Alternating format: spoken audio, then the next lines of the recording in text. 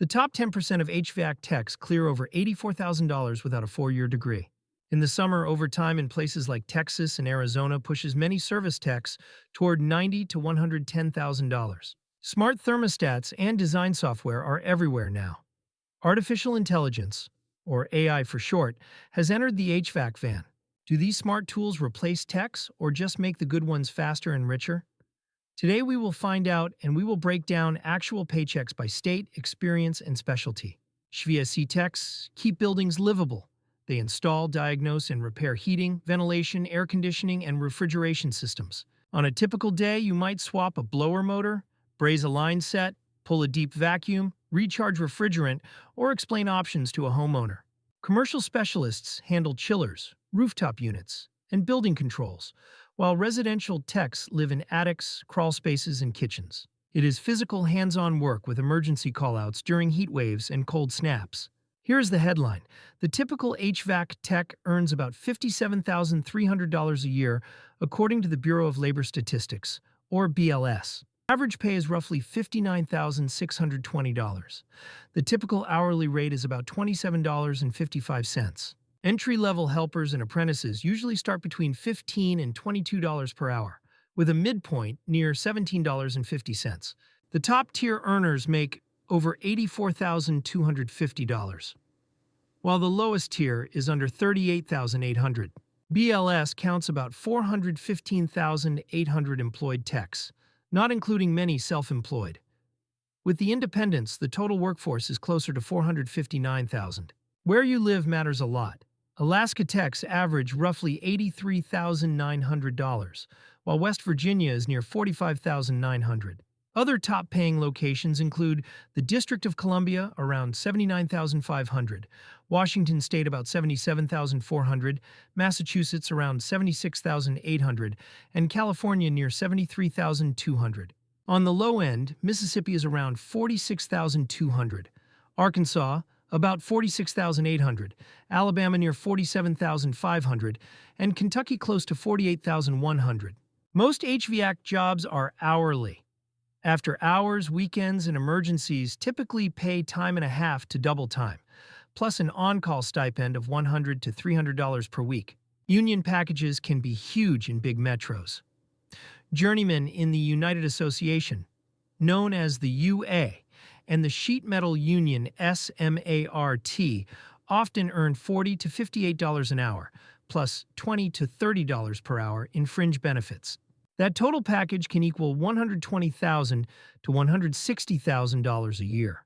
In places like New York, Chicago, or San Francisco, non-union W-2 techs in those same metros often land between $55,000 and $85,000, usually without a pension. Specialists and owners scale the ceiling. Commercial chiller techs often make $90,000 to $130,000 on a W-2, and small business owners can take home $150,000 to $400,000 plus. Sunbelt service techs regularly stack overtime in the summer. That is how many cross into the $90,000 to $110,000 range without changing jobs. Quick compare.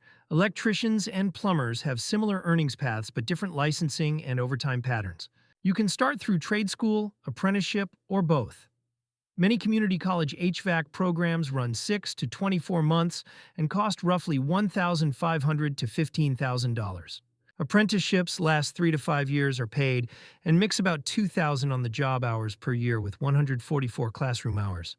Major programs include the United Association, or UA, the International Association of Sheet Metal, Air, Rail, and Transportation Workers, or SMART, and non-union paths through ABC and independent shops. EPA Section 608 certification is federally required to handle refrigerants. There are 4 tiers, and the exam usually costs $20 to $150. North American Technician Excellence, or NATE, is the go-to voluntary certification for service techs. Specialty exams cover air conditioning, heat pumps, furnaces, and commercial refrigeration. Licensing varies state to state. Texas, Florida, California, and Virginia have strict state-level licenses. Others leave it to cities. Contractor or master licenses often need 2 to 5 years of field experience and an exam. From zero to licensed journeyman is roughly 3 to 5 years. Because apprenticeships are paid, your net cost can be near zero compared to a 4-year degree with debt. Let us talk about AI on the job. What can it do today for HVAC techs? Smart thermostats learn schedules and auto-adjust set points. Load calc software uses AI to speed manual J, D, and S designs. Predictive maintenance flags dirty coils and failing compressors on commercial units. Dispatch platforms route techs and predict parts from symptom notes. Building information modeling, or BIM, and Revit tools catch clashes and optimize commercial duct paths before a crew arrives. Here is what AI cannot do. It cannot recover or recharge refrigerant lines, braze copper in a tight closet, or pull a deep vacuum to 500 microns. It cannot crawl into 130-degree attics, diagnose intermittent faults that do not show on dashboards, or navigate code compliance for combustion air and condensate routing. Goldman Sachs estimates about a quarter of work hours are automatable, but flags installation, maintenance, and repair as among the least exposed, around 4 to 6%. The World Economic Forum, or WEF, notes relatively little AI demand so far in construction and related fields, and projects growth for installation and maintenance roles through 2030. McKinsey says many tasks are technically automatable, but trades like HVAC face practical, regulatory, relational, and economic barriers to full displacement. Here's the twist. AI is actually creating more HVAC demand. Every new data center is basically a giant cooling plant. Hyperscale campuses draw 10 to 50 megawatts each, with cooling near 40% of that load. That is commercial chiller work, not chatbot work. Add the heat pump surge from federal incentives, and the reality of hotter summers and deeper cold snaps, and service calls are not going away. Our verdict for HVAC techs over the next 10 years is low risk from AI. The smart tools assist and accelerate the work, while the hands-on tasks stay human. Specialize to climb the pay ladder. Commercial refrigeration, chiller service, VRF and VRV systems, geothermal, heat pump retrofits, and data center cooling all pay premiums.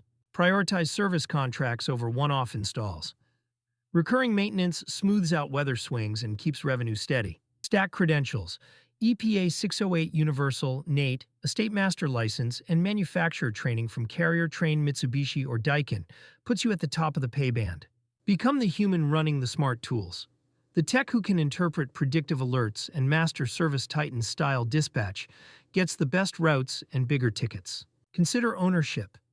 A single truck can support 80 to 150,000 in owner income, and a multi-truck firm can scale well beyond that. Move where the work is. Sunbelt metros pump out residential calls, while Northern Virginia, Columbus, Phoenix, Atlanta, and Dallas are hotbeds for data center cooling jobs. Money check.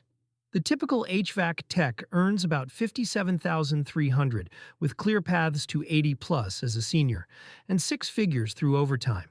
Specialization or ownership. Career path. Trade school plus a paid apprenticeship gets you earning while learning, with EPA 608 and NATE certs opening doors. AI threat. Over the next decade, the risk is low. AI assists the work, but the tools still need a skilled human on the ladder and in the attic. Want to keep building a future-proof career? Click the video on the screen to keep going.